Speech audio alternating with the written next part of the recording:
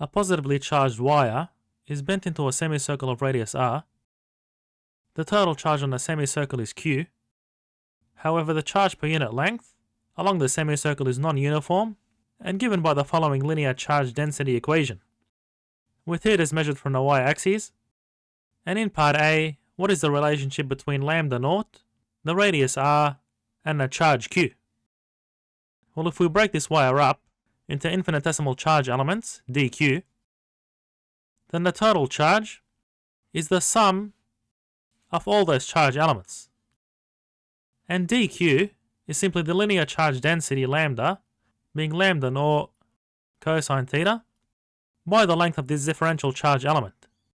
So using geometry, where this angle is d theta, we have r d theta. And we integrate from theta is equal to minus pi on 2 to theta is equal to pi on 2. So if we take the constants outside the integral, we have lambda naught r, and integrating cosine theta gives sine theta, evaluated at minus pi on 2 and pi on 2. So that gives lambda naught r by sine pi on 2, which is 1, minus sine of negative pi on 2, and we get 2 lambda naught r. Now in part B, a point-like object of positive charge plus q naught is placed at the origin. What is the force exerted by the wire on the particle? So the differential charge element will have an electric field pointing in this direction. So it's along the radial vector from the charge element to the point we're looking at. So the total electric field is the sum of the electric fields due to these differential charge elements. So we have Coulomb's constant multiplied by the integral of the differential charge on the squared magnitude of the radial vector.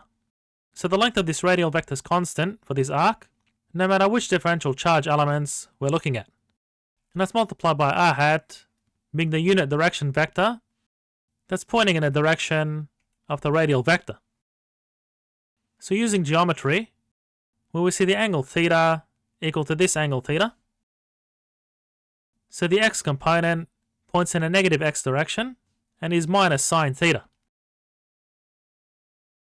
And the vertical component of that unit radial vector is minus cosine theta in the y direction. So if we make some substitutions, we have Coulomb's constant, and we'll take r squared outside the integral because that's constant, and we integrate over q. So remember, dq is simply the linear charge density, being lambda naught cosine theta by r d theta, and we multiply this by r hat.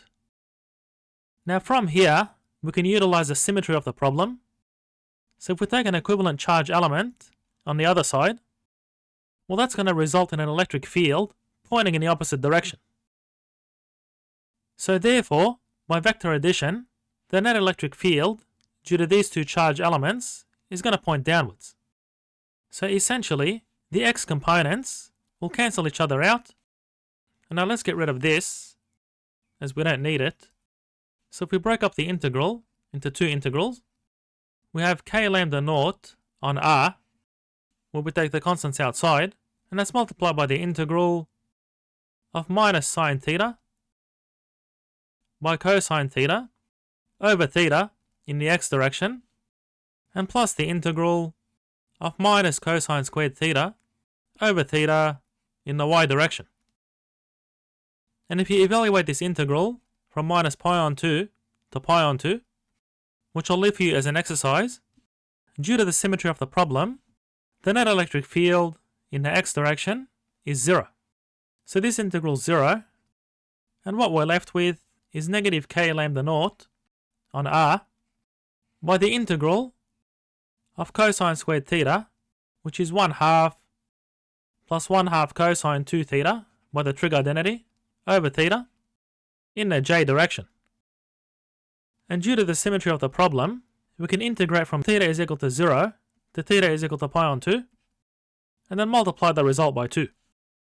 So what we get, if we factor out 1/2, is minus k lambda naught on r, and integrating 1 over theta is theta, And the integral of cosine 2 theta is 1/2 sine 2 theta. Evaluated at 0 and pi on 2 in the j direction. So therefore, the net electric field at this point is minus k lambda naught on r, and the sine of 2 pi on 2 is 0, and the sine of 0 is 0, so we can ignore this term. And what we get is pi on 2. So the net electric field acts in a negative y direction. And the problem asked us for the net electric force acting on a positive charge that's placed at this point, being a positive charge Q0. So we have the net electric force is plus Q0 by the electric field. So that's equal to minus k lambda naught by pi on 2r by Q0, which also acts in a negative y direction.